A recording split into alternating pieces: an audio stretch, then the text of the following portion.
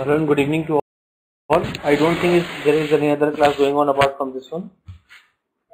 Kelvin, Sanobar and Dijesh. Is there any other class going on apart from this one?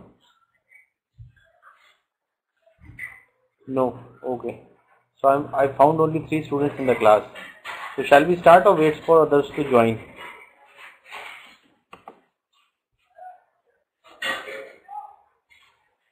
Do you have any idea what about others? Others will be joining in some time, or shall we go ahead and start? It's up to me. Okay.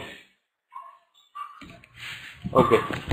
So today's class topic which we have chosen is leadership skills development for first time managers. Just hold on.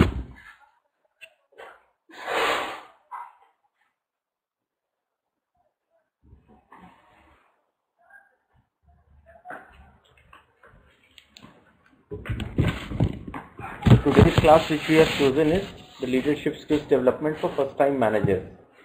Now what are the skills which should a manager have which is working in the organization? So this is our topic. So I have one very good video for you. So I think let's play the video, and then in the meanwhile we can also discuss the topic.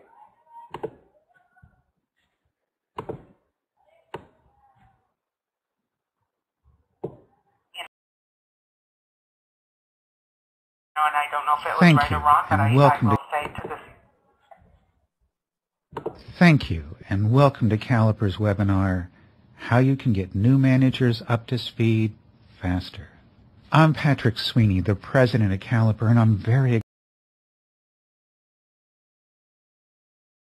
Organizations are grooming and developing new managers, how new managers effectively work with their teams, and how to ensure a new manager succeeds from the start. So, Rick, we're focusing on management development, but before we do that, can you talk to us a bit about the individual contributor management dynamic and why they're so different? Great individual contributors don't necessarily make great managers, but I see managers make that assumption all the time. Mm-hmm. Mm-hmm. And I think it's important that honesty be part of every management-employee relationship so that they can ascertain that desire on the part of a great individual contributor. Management is a skill that can be developed, but a lot of managers also assume that it's inherent in every great individual contributor, and it isn't. I think that can sometimes work out, but most of the time it doesn't. Right. And I think managers need to be very much aware of this as a potential problem. Mm-hmm. Managers sometimes tend to pick the shiny penny versus the dull nickel, and it's due to a lack of investigation and understanding of everyone's abilities and skills and potential. This may be because of the need to replace somebody quickly. It may be a battlefield promotion, to use a euphemism. But unfortunately, I think that for managers, it's an important attribute to really look at one's entire skill set and potential rather than just take the one that's sort of the first and obvious one. I think when you are an individual contributor and you are laboring at a set of requirements that you're trying to produce or goals you're trying to reach, management looks much different than it really tends to be once you're in that position. So I think most new managers have the jarring experience of this isn't what I thought it was going to be. It tends to be much more difficult than they had projected because there are a lot more balls in the air, and more of those balls are made of crystal, and they don't bounce very well.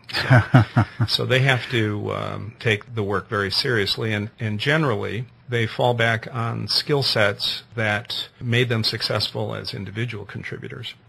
Problem with that kind of a strategy is that, as we all know, no one can do it all. So they tend to overmanage situations. They tend to not be able to delegate certain responsibilities and activities to their folks, feeling that maybe they're the best at that particular skill on the team. So they tend to take on more than they need to. They tend not to give up a lot of control, at least early on. And they tend not to necessarily have training experiences made available to them when they first take the role. Many times when someone is promoted to a new position, it's in a direct response to either someone leaving or a new challenge somewhere in an organization. Right, so it comes right out of the blue. Exactly. And so there is a need for speed, so to speak, and supervisors tend to want someone to come up to speed pretty quickly, failing to realize that if this is their first management position, they're going to need some skills that they may have not had a chance to either acquire or hone. So left to their own devices, they tend not to be either effective or very happy in this new role. That's so interesting. And as you were talking about that, Rick, I couldn't help but think, in other words, part of what happens is that they've been an individual contributor. They're working their game. They're doing very well. Obviously, someone looks to them because they're excellent at what they're doing. But they have a concept, as you said, of management at this point, as managements are the ones up there that don't understand. They come up with these cockamamie rules that make it difficult for me to do what I want to do. Yes. And yet also inside of them this idea that, oh, maybe that's where my career should take me. Yeah, I think most folks, when they're, at least in the U.S., think that we all bring a sense of success equals promotion, or vice versa, promotion equals success. And in order to be seen as successful and be acceptable by spouses and partners, I have to continue to look capable and ultimately successful, so I am going to take all the promotions I can get, whether I want them or not, and because we also believe that there's riches and accolades coming our way as a result. And so that may be a fallacy for some folks. So for a lot of, particularly someone in a first time being promoted into a management position, there's early training oftentimes that somebody left, got to find somebody, you might be the right person, congratulations, and then give me a call. Give me a call if you need anything. Right. No, I'm here for you. Yeah. So that person's stepping in. They're stepping into what can really be a quagmire. Because on the team, one of the things I don't think anyone tells that new manager or prepares them for is the idea that not everybody is as excited about them being the one who was picked. Absolutely. So they have to create a team and pull them together and coalesce this team who are several people thinking, why did he or why did she get it? Why not me? Right. So it's not like everybody is already there together and excited about this whole thing. So how do you help a first-time manager with that conundrum? Because you're sitting there, you're trying to make stuff happen, and somebody could just be sitting going, okay, I'm just going to wait for this guy to fail because then I'm the guy.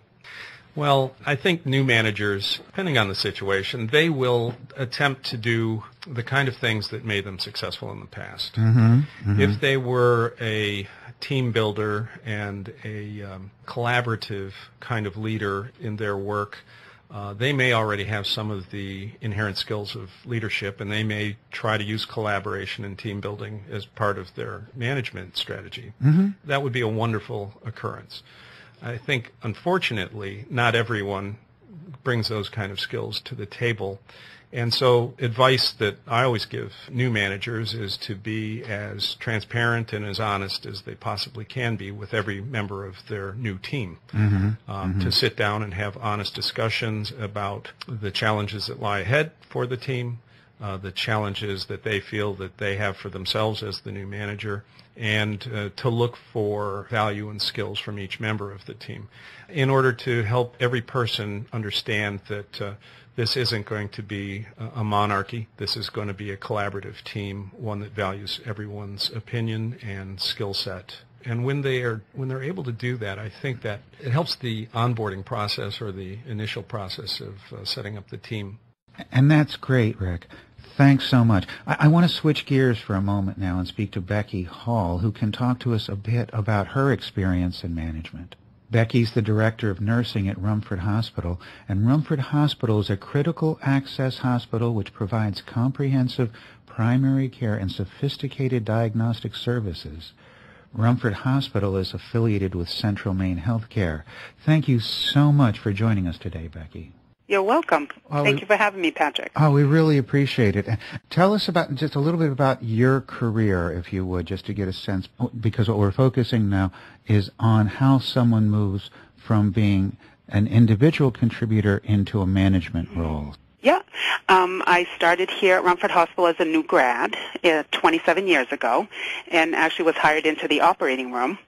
I worked there for 12 years when I became the manager. After that, I took on several other roles in this hospital as manager. In a small hospital like this, you end up wearing many hats.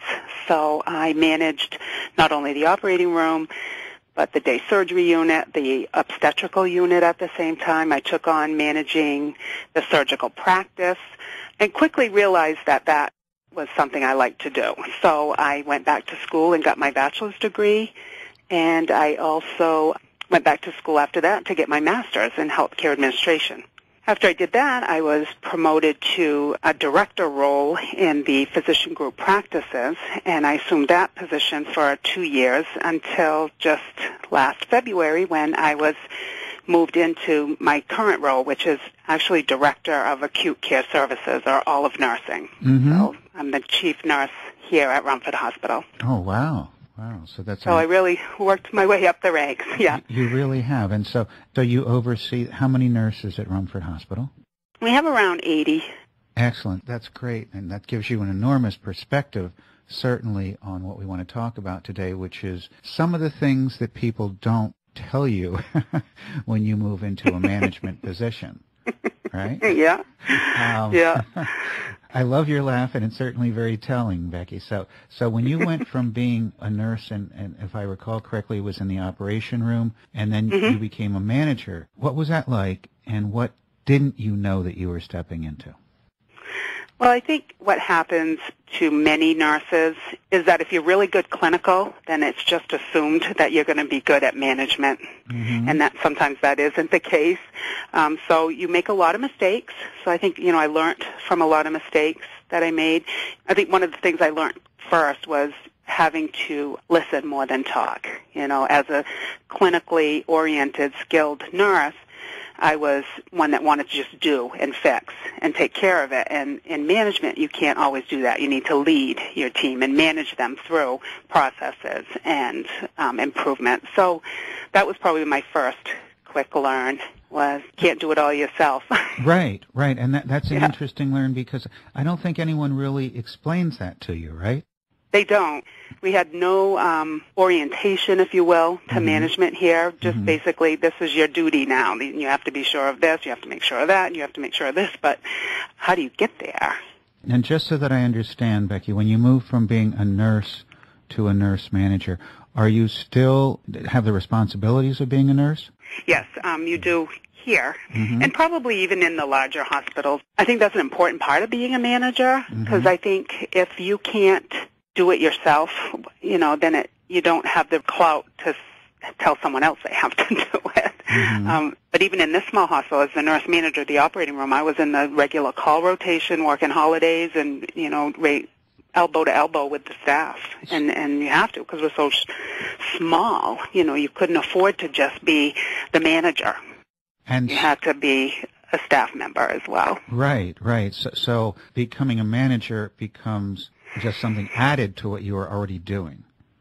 Exactly, yeah. But it's added in such a way where I'd be curious if this was something that you had experienced or not, Becky. Oftentimes, one of the things they don't tell you about when you're moving into a management position for the first time is that you're working with colleagues, people that you've dealt with, and they've been associates, your friends, your colleagues, you're working side by side, and then all of a sudden the relationship changes, right? Yeah, you become they. There's a book out there that says, who are they anyway, and they is us. So, when staff people a lot of times will say, oh, they want us to do this now, and they want us to do that, and they want us to cut back here, and they want us to watch overtime, and now they is me, and yes, I do want you to do that, but let's do it together, I think was, the approach I always like to take. And all of a sudden, the shift is like, boom, it's right there. You become they. And there's some people, I would imagine, I don't know if it was true in your case or not, one of the things they often don't tell you is that there are other people who thought they were ready to become they. And so you became they, and so there's a little bit of rivalry sometimes. Yeah, resentment even. And probably those are your toughest people to rein in the team, to become part of, the solution. And especially in a small hospital where there isn't a whole lot of room for people to grow, there's a lot of competition for those few positions that are there in management. How did you personally deal with that one aspect? In other words, where all of a sudden there's some people, and you can kind of tell, I guess, that they're thinking, why not me, why her? How did you bring them around? How did you change your own behavior in that regard? I guess those are the people that you want to bring in on your side, and I don't mean to keep your enemies close or anything like that, because I don't think they're enemies. If they wanted this position as badly as I did, then that meant to me that they care about the department. So I had a particular person in that circumstance, and so I brought them in, and we talked about it, and I said, well, what can you do to help me to be a better manager for this department? And actually, as I continued to grow in my management responsibilities, I was able to give that person more of a leadership role in that she became what we call a clinical coordinator. So, a step up from a staff person and kind of that in-between person between me and the manager. So I was able to do that, but only because she was able to grow with me in the department. That's terrific. I love that you were able to have a very honest, open, straightforward conversation with her, and then also say, how can we make each other successful here? Great lesson, because a lot of people would just try to work around something like that or hope that it would somehow go away, but you're working very closely with someone there that you need to know that you can rely upon, can depend upon. All those other feelings can just get in the way of both of you doing really well for ultimately the patients, right? Right, exactly. Yeah, and you need to have that trust, So, as a manager, you are pulled away from the department more for meetings, and so knowing that you have that person you can trust. Like, trust is huge. That trust is so big, because if it's there, then everything can work, and if it's not, everything falls apart. So as a manager, part of what you had to do then, that's so interesting, Becky, was to make sure that you could establish and develop and grow trust. That's one of the first things you had to do as a manager, right? Absolutely. Doing that through open and honest conversations. How else would you do that? I think, to build trust among your team, you need to lead by example. And I guess I'll go back to what I said earlier. I wouldn't ever ask my staff to do anything that I wouldn't do myself. So, pitching in and being a part of the team. So you become then the manager. You realize nobody's told you this stuff. You've seen some practical things about what it is to be a manager in terms of dealing with situations. But in terms of supervising people, that was brand new, and it's the first time you're doing it. And you're supervising people who were formerly your peers, right? Yep. Yeah. How do you do that? That is a tough one. That is a tough one. The approach I took, but, and I don't know if it was right or wrong, but I will say to this day that a lot of those staff members are still in that department and functioning very reliably. It's a highly reliable organization down there, but it was very difficult to take on a management role with your friends. And these people were my friends, so I had to sit down with them, and I did it in a group setting, but then I sat down with others individually and just said, you're my friend, I'm going to have to be your boss, and so what I said to them as a group was, I love to manage people, but I don't like to be a boss, so don't make me be a boss. Don't take advantage of the fact that we're friends, because then I'll have to be your boss. But be a partner with me in making this a successful department, and I will manage us through it. And that was kind of the approach I took. So you said, I don't want to become they. We can do this in a different way if we create an understanding among ourselves of what this is. Yeah. So instead of me becoming they, let's all of us become us. That was very insightful of you. Did you go through any sort of formal management development program? I would go to conferences. Any opportunity I could find for any kind of leadership conference, I would go to. And then actually getting my bachelor's degree, a couple of those courses were on nursing leadership, so those were very helpful. And then, of course, the Caliper program that I went through. And tell us about that. What was that like for you? It was wonderful. The president of our hospital at the time pulled a group of us together, and he asked, if we could give you training on being a leader as a woman, what would be the top 2 or 3 things that you would, want to get out of it. And for me it was conflict resolution, having difficult conversations, and public speaking. And, and we went around the room and everybody kind of agreed that, that those were some of the things that we as women leaders, struggle with. Mm-hmm. And so that's when they approached the Caliper Corporation and said, is there something you guys can do to help us develop a program for the women leaders in our organization? And they did. And so when you went through that program, how long was it? Describe for us, if you would, how many people were in it and what you learned about yourself and others. There were 10 of us in the first group. And, of course, the first thing we did was that Caliper profile. So there was no surprises there for me. But what I didn't realize is what those personality traits, if you will, translate into you as a leader. And so sitting down with Caliper, I think it was Matt Brucker at the time, and him, explained, like, first thing he says, you don't know how to say no, do you? So, he just started the conversation off like he knew me. Yeah. So it just from that Caliper. So it was very interesting. I still pull it out every once in a while and look through it. So that was my first aha moment, like, oh, yeah, you can't fake that. That is me to a T.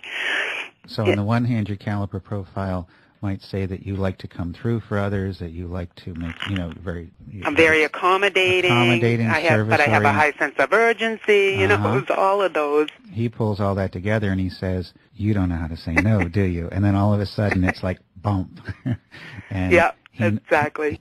So then the 10 of you, each of you have obviously slightly different things perhaps that you're dealing with based upon who, because you're all individuals. And then there were some major things that you were all working on together. Right, yes. All of us were part of the same management team here at Romford, very small hospital, so small operationals team, if you will. So it wasn't only nurse managers. There were, our HR manager was in the group, our quality manager was in the quality and process improvement, our radiology manager was in the group. So it was very diverse. The practice manager at the time, who was in charge of all the doctors, she was in that group. And then the rest of us, I think, were nurses. So that's great. Leaders. That's great because it's giving you a broad understanding of the rest of the organization, the rest of the hospital, and what's important to each of those new managers, as well as an understanding that you're just not in this alone, right? Exactly. Yep. And I remember one session that we did, I think it was on conflict resolution, and I don't know who it was that ran that session, but she could predict how people were going to react to different situations based on our Caliper profile. It was pretty funny. Yes, it's amazing. It's amazing, isn't it? And particularly when you're talking conflict resolution, oftentimes when we are, in situations which are tense or uncomfortable, that's when we revert to our core. That also brings back, I'm thinking, to that thing about trust that you were talking about in the beginning, which is so important when you're forming a team. Here in that room, going through this management development program with these other new managers from various aspects of the hospital, that had to establish, with that openness, talking about yourself that way, everybody else doing it, an enormous level of trust. Absolutely, I would agree. I think the biggest thing that most of us came away with from that was the camaraderie and sisterhood of the group, and that we could rely on each other. I would highly recommend that program for any new team that's being pulled together because it really did help build trust. Excellent, and then that becomes the bedrock of everything you do afterwards. Exactly. That is the foundation for any team to be successful, is to have trust. I want to hear your thoughts about hiring and firing. Did you ever have to fire somebody as a first-time manager? What was that experience? Oh, yes. The first time I had to fire someone, I did it with my director. I had them with me in the room in HR. So as a manager, that was one thing I learned very quickly, is you don't do that by yourself. Especially in nursing, because if you fire a nurse, sometimes you have to report that to the board. So I think you need to have backup with you so that you don't do it wrong or make a mistake. The first time I had to fire someone, I had to do 2 in 1 week on that job. But I think it It went okay. Actually, the first one, the staff member was mad and walked out. When I approached her, she was stealing from us. And we had proof, so she just got mad and walked out. But the second one thanked me for firing her because she knew it was time for her to go. She just wasn't performing at the level that she needed to in that department. And she knew it, but she didn't know how to quit. She didn't want to let her team members down when, in fact, she was holding them down, and they were always covering for her and doing those types of things. So that was kind of made me feel good type of moment as a manager. Yes, obviously those are very, very difficult things to do, but still it tugs at you. Because you're taking away their livelihood, and that's a hard thing to do. And I have this high empathy and I have this high accommodation as a person, but at the same time I have to think about the patients. Right. And the rest of the staff and the organization as a whole. So that's, I think, basically how I approached it with that person is, it's time for you to go. It's very interesting. And she agreed. We can drive ourselves crazy with those decisions, as you said, but you have to keep the patients in mind, the rest of your team. What tone are you setting for the organization?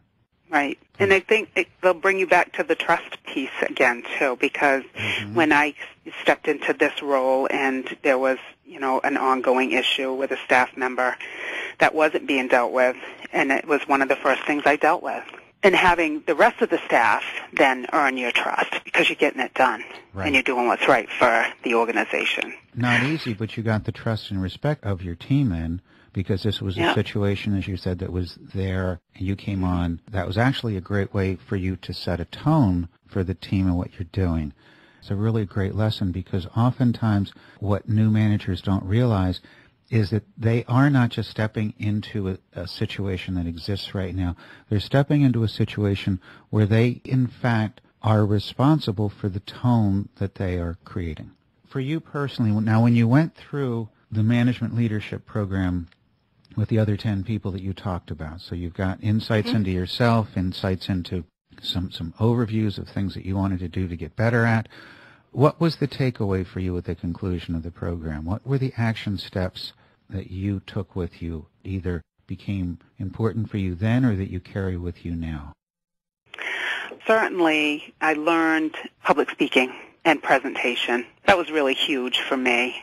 The other piece of that, having worked in the operating room and working with surgeons who aren't always the most collegial, if you will, or collaborative, I'd gotten pretty good at conflict resolution, and dealing with difficult situations. But my nervousness was always on public speaking, and I had been flung into a role where I was doing even national speaking or at meetings, in other states and whatnot. And so I was always really uncomfortable, and now I don't feel that way.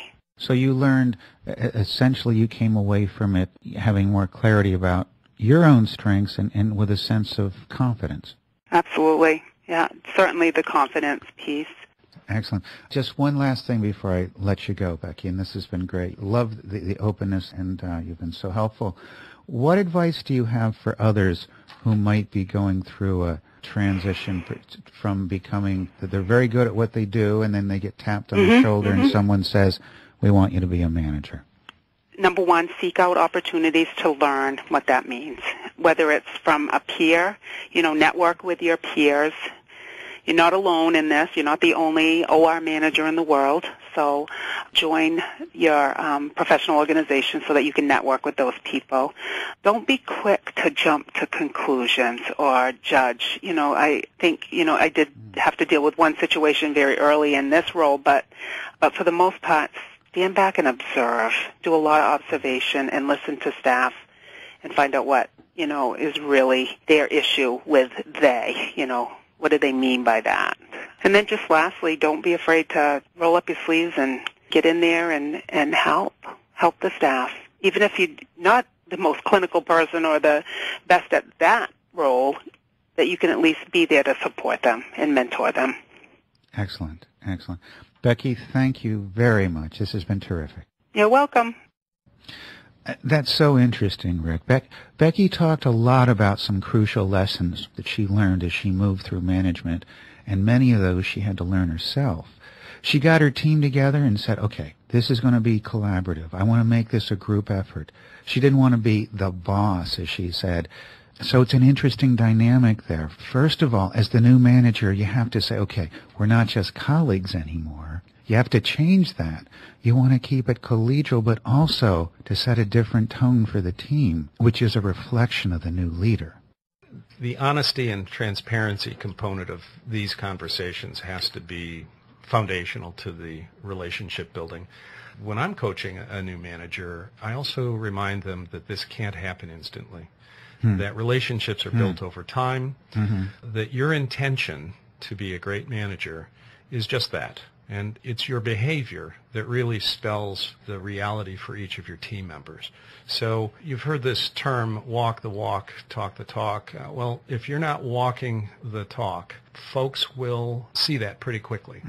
So if you're saying one thing, doing another, this won't work. And so it's really about an honest and forthright management style, one that takes into account everyone's point of view, or at least gives everybody a voice so that they feel as if they've been heard and paid attention to. So you've got this new situation. Somebody's left, tap on the shoulder. If you do this one step at a time, how do you coach somebody in that position, help them move along in the right direction, and break it into like pieces that are at least, if not bite-sized, at least doable so that you're having the impact that you want? Right.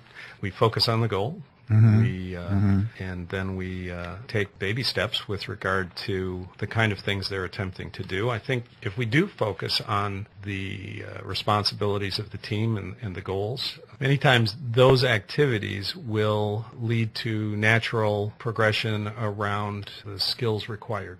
So much is added to this. In other words, if it is, as in most cases, as you said, you come across. So we're asking this new person to do all these other things plus what they were doing before. Yeah. I think that when a new manager is promoted, the organization can do itself a favor by having them attend some sort of a training process as quickly as possible.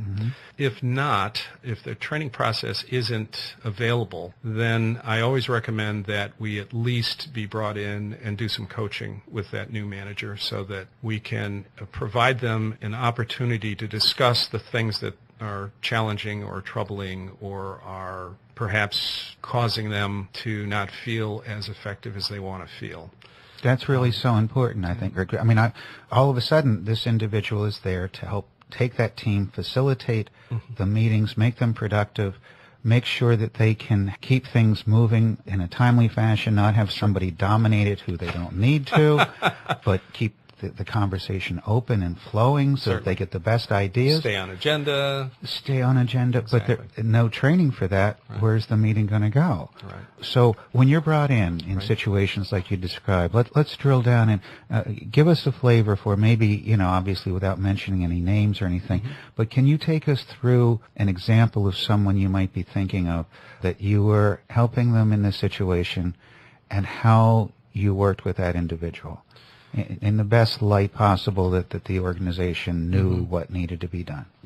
I had an opportunity to work with an executive who had a fairly large division that they were new to, and they actually had two divisions coming together, and he was going to manage both. So much of the challenge that he faced was from a cultural difference between the two groups. So his meetings tended to be bifurcated for the most part, with one group having their agenda and the other group having theirs, and they didn't feel as if they belonged together. Of course, the greater organization felt they did, and it was this person's job to in fact, bring them together to make them an effective unit, utilizing everyone's skills. A big challenge, huh? It is. And this person was not well experienced in managing this kind of a situation. So we spent a lot of time talking about the challenge as he saw it and talking about the things that he could do. Now, when we do executive coaching in this kind of a situation, we're not there as a therapist or a counselor to try to find the source of pain or any of that.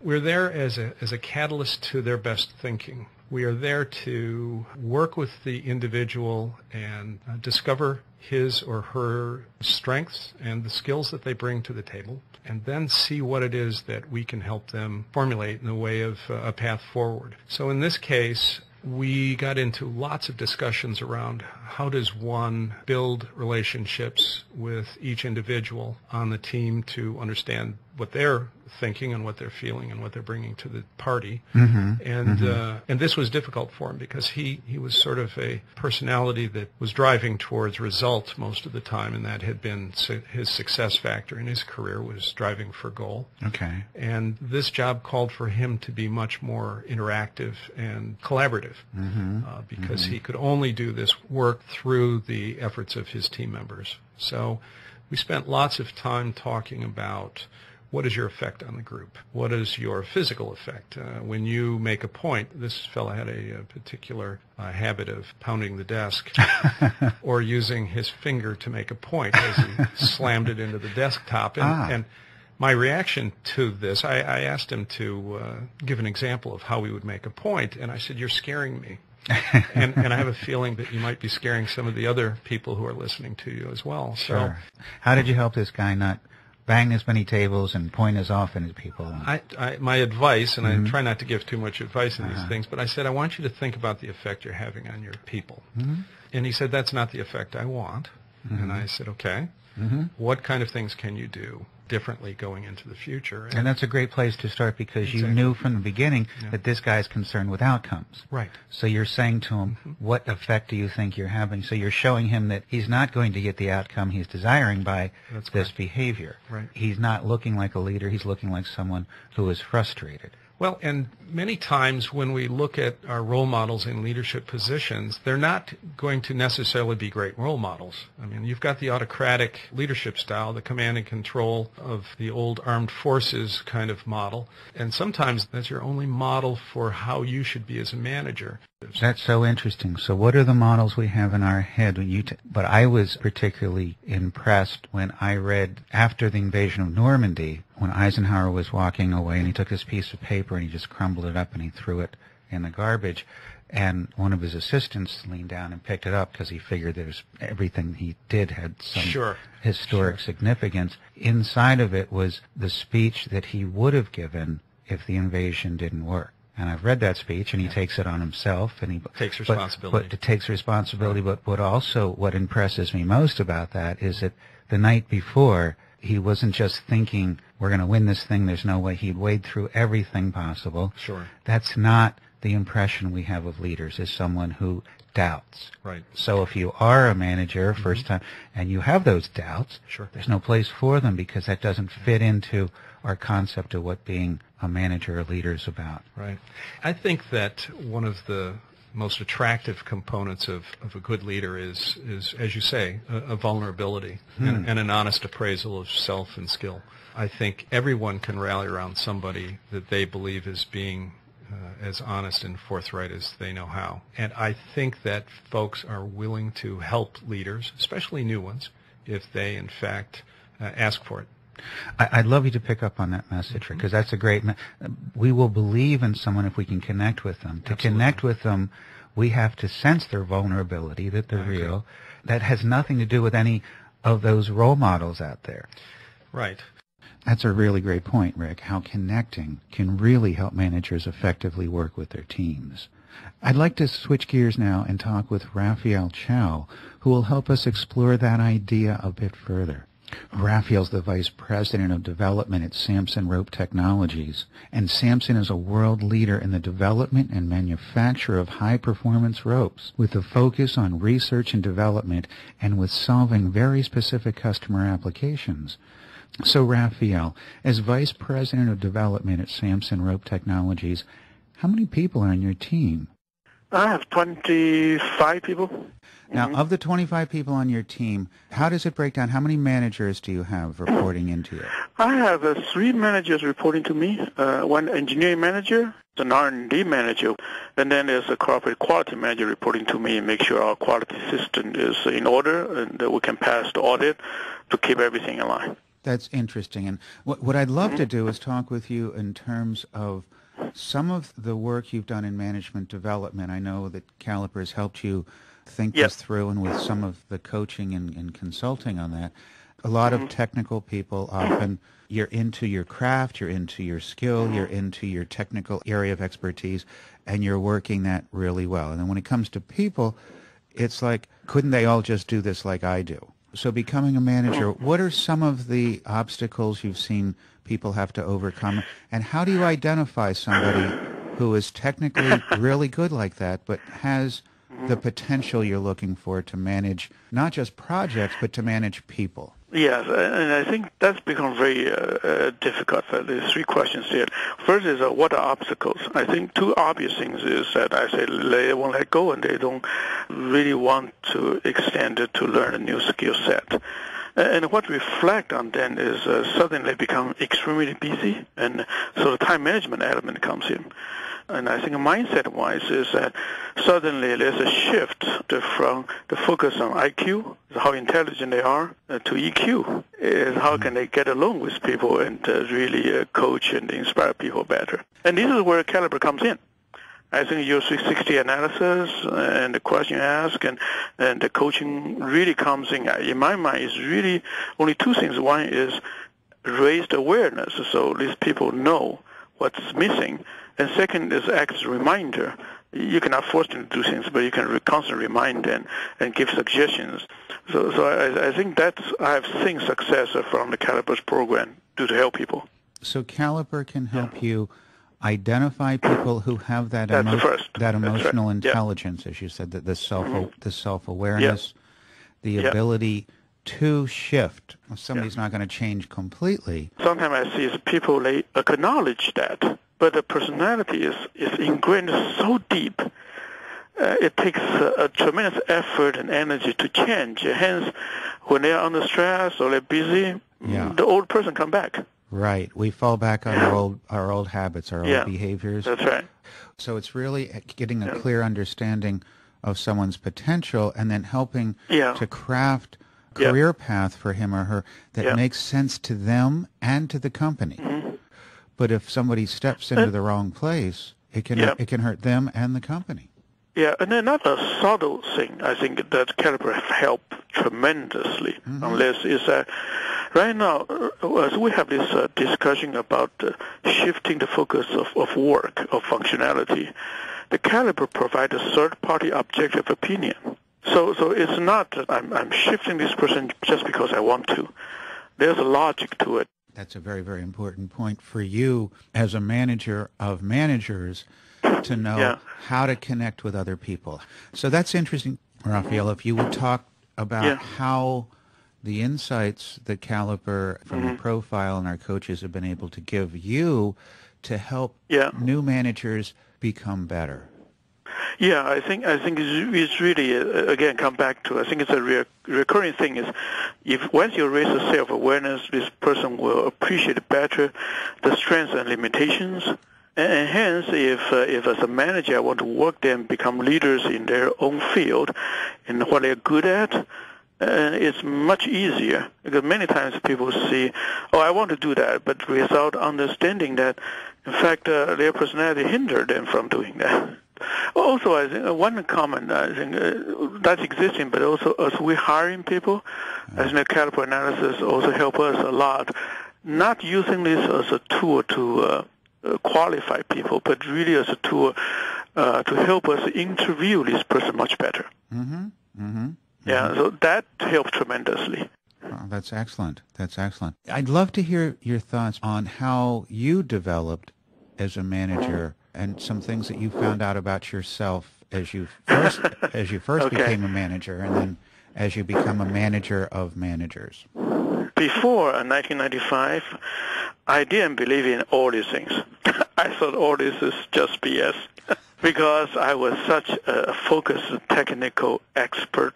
I couldn't comprehend how would a good leader influence the formula I'm going to put together. I couldn't understand that. I said, except me, nobody in the company had that knowledge, So how would management or inspiration or help at all? And it was not until I met a very good mentor and the company reorganized, and I had a new boss. And the boss told me something first. And he in fact, he fought for me. And when I reorganized, he really wanted me, so I become his group. And he was a general manager of one division of one of the two divisions. And he said that, from my observation, you're going to outgrow this job. And I wish I can take full advantage of your talent during that time. Mm-hmm. Mm-hmm. And there was nobody talked to me like that before. I just say, you're smart, go ahead, do your thing, and bring back the new product for me. And he focused on the personality development, the communication development, understand your role, and how does my role correlated to the business. And really, he inspired me in a way that look at the vision. And so that really, I think that person transformed my thinking. So I went back to the office. I said, now I understand why you're telling me these things, how important was communication. I remember in the training I even said that, why do I need to pay attention to people's feeling? It doesn't matter. We're talking about a subject. I was very cold, very fact-oriented. But after that, then my mind started to change, and I started to appreciate how important all these soft skills and understanding oneself is. So I started to read a lot of books. So I started to accumulate the knowledge, and I started to have better appreciation. And I think a big realization is really the story is very interesting. At that time, in order to help me to develop, he assigned a mentor to me who is not directly in the chain of command. In fact, was his boss. How did you learn to change the behavior? Is not that you change your personality, because inside, I guess you still it's hard feel to change, yeah. Well, I took the opportunity, engage with people, and then to read books and practice all the time. And this high level of self-awareness keep on reminding me, I have to do this, I have to do it. It takes effort. It's energy draining. But the reward is so satisfactory, it's worth it. Interesting. Let me ask, one of the things that I found most admirable in the story that you told about how your manager looked at you, saw an enormous amount of potential, and on the one hand, it's a great story because he saw that, tapped your shoulder, inspired you, talked about you in a way that you hadn't heard before, as you said, but also for him to point out a mentor who was his supervisor. That was very brave of him. In other words, a lot of people would not have that courage, and I think that took a lot of courage on his part to not be afraid of introducing you to his boss. And in fact, from that, now if I interview for new people, if the career path fit my position, I always ask this question: is now you know what I do. How many years would it take for you to take over my job? I want them to do that. Here's another thing that I saw in the person that Bruce he did is that he was passed for 2 promotion opportunities because nobody could replace him. And I said, now in order to move up, I have to have a successor, and he or she needs to be ready now. That's an excellent point, and I'm so glad you said that, because a lot of people will feel, no, I don't want to show somebody that because then they'll replace me. Oh, yeah, they get intimidated or threatened. Right. No, not me. I want that. Right. I want another me, and back I want a better me. Excellent. And Raphael, this has been so enlightening, and I can't thank you enough. This has been very, very helpful. Oh, you're quite welcome. I'm glad to have an opportunity to share my thoughts and also show my appreciation. Your organization helped a lot. Wow. Thank you. Thank you very much, Raphael. I really appreciate that. And I just want to say that we really appreciate at Caliber working with someone such as yourself, who is as open and self-reflective and self-aware and interested in growing as you are. Thank you. Thank you very much. You know, Rick, Raphael was talking about how his mentor helped him realize how important those soft skills were. How do you coach someone to tap into that openness? Well, self-reflection and thinking through it takes time. I tend to have conversations around reflection questions where it gives them an opportunity to really think more deeply about that which we're discussing. I have a favorite question: what are you tolerating? And people who are trying to get things done in a management or leadership position will sometimes carry around deficits. They'll be carrying somebody that's not carrying their load, perhaps one of their teammates. They will be tolerating a situation that may not be adding to the value of the team or towards the accomplishment of the goal. The problem with that is that tolerance requires energy. And that energy is going to be taken away from some other aspect of the work, whether it be working with the team or working towards the goal. So the consideration of what are you tolerating as a reflection allows them to start owning some of the things that they are, in fact, carrying around with them and requiring energy. Many times this leads into a discussion where some people say, you know what, I really need to do something about X, Y, or Z. And that forces them towards some action or activity. And I think that the question allows them to focus. You're being a coach there, Rick. Your questions cause someone to think about situations that they probably haven't even had time to before, because managing is about doing. Yes, and, sure. and I got to keep doing. And you're saying, whoa, let's think about you as a manager. Let's talk about how you are coming across, the effect you're having on your team and on yourself, and the impact that you're desiring. And I think this is one of those truths that with some reflection and with some discussion, managers can get to, that it's not about your intentions, it's about the behavior you exhibit. If you're coaching someone starting in a new position as a manager, hasn't been a manager before, where do you start as a coach? Well, you always start with questions. The Socratic method is really the only way to go in a coaching situation. And it's dangerous to start making assumptions early in a relationship, especially with a new manager. And so I always express my desire to take it slowly and to make sure that we don't make any missteps. And generally I will say, how do you feel about this position you've been given? And from that, their answers then drive the next set of questions. And it tends to be that they're pleased or that they're proud that they were promoted and all. And I say, well, but what are the challenges you're facing? And they say, well, I've got this large goal and I have this profitability and we're way behind in our pipeline or whatever it happens to be. And so they immediately start focusing on the details and the sort of tactical, transactional kind of challenges. And what I try to remind them of is that leadership and management is less about the tactical challenges and more about the general philosophy and strategy that they're going to employ to, in fact, reach their goals. And so I try to pull them back from the weeds and get them to start thinking about the overall accomplishments they have ahead of them. And if they don't mention things like building a team, being able to do this month after month, things like that, where they're taking that broader, longer view of their challenges, then we engage in that kind of a conversation.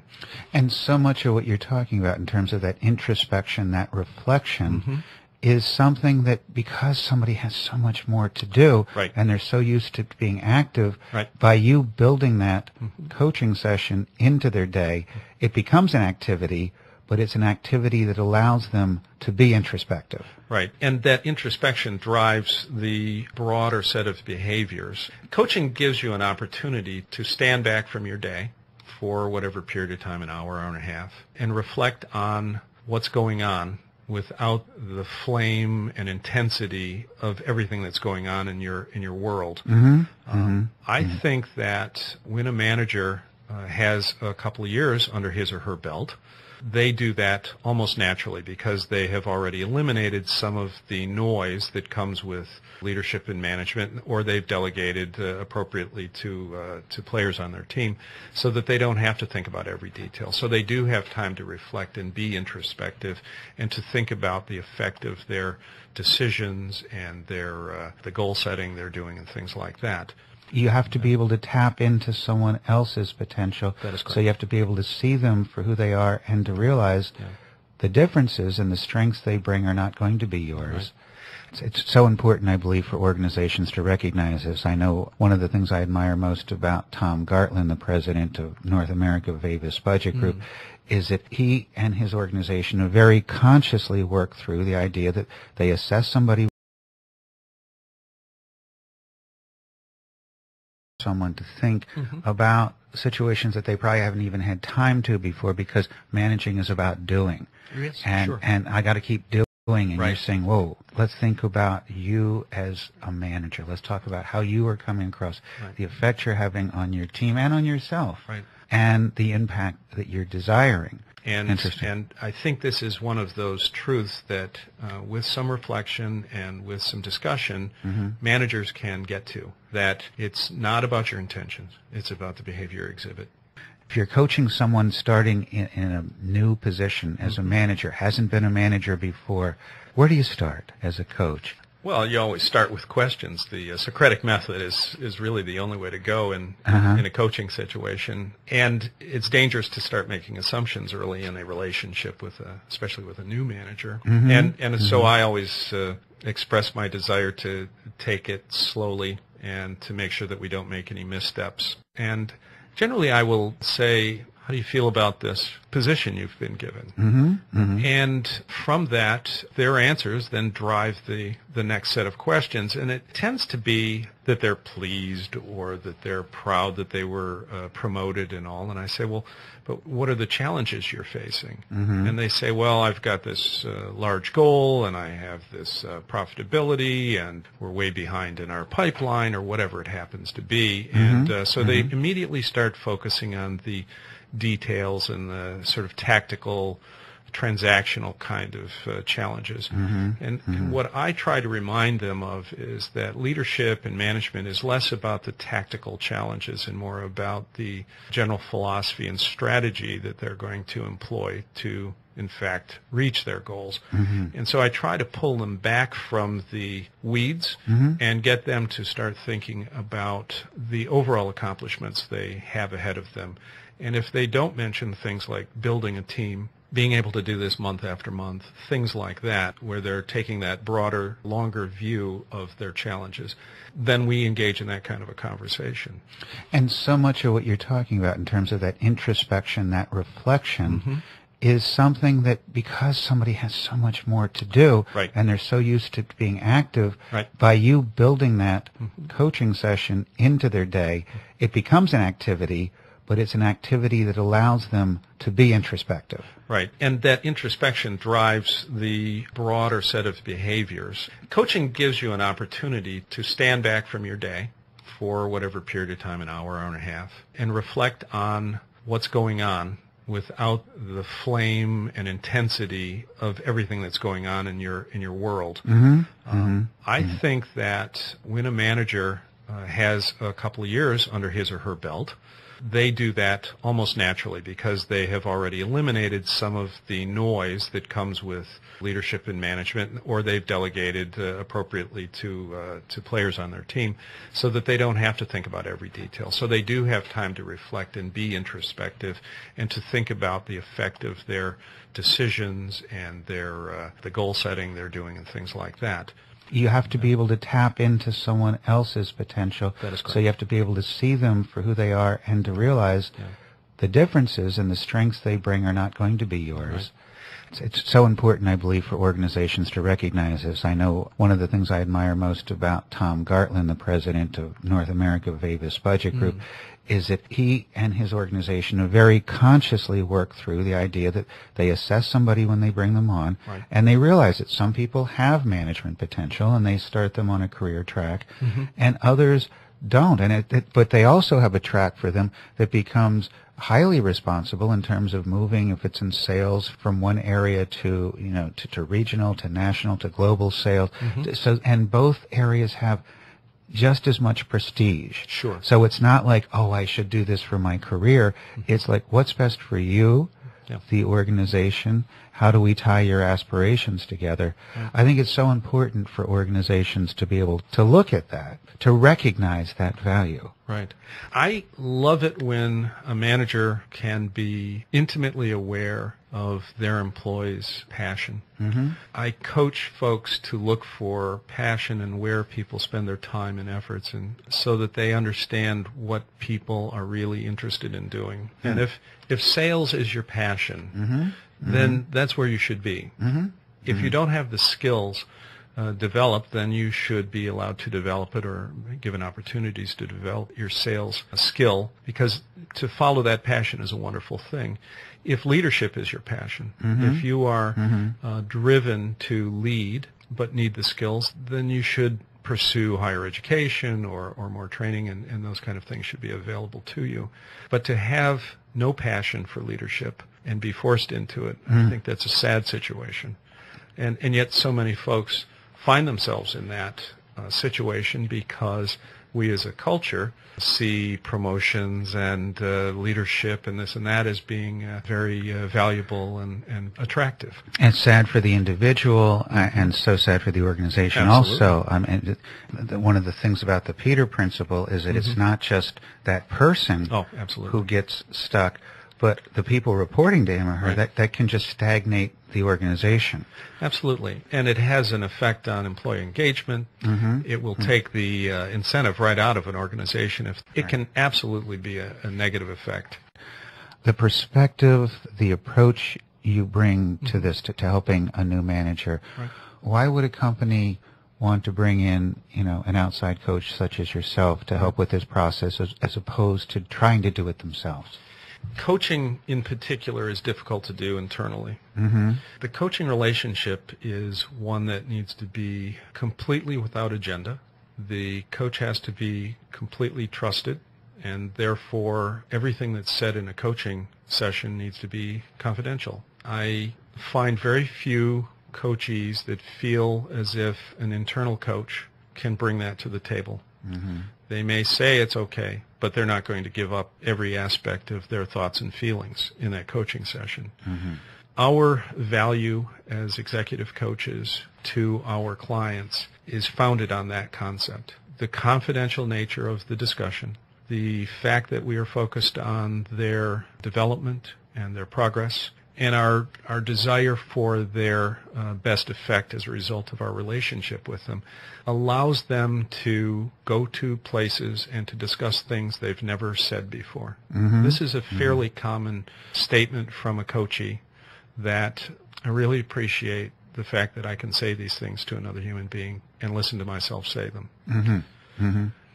And you're able to bring a perspective that is certainly full of insight, but also very objective, because you're not in the organization, so you can describe to them, this organization is not like every other organization. Here are some of the things you may know or may not know about the organization. And when you're in a coaching relationship, especially at the executive level, you really come to that table with an absolutely open mind, prepared to listen at that third level and to really try to help this person think through that which they are thinking about. I call it a catalytic reaction. We affect the chemical reaction, but we are not part of it. So we are there to enable the discussion to move forward, to help them stay unstuck as they work through that which they are thinking about.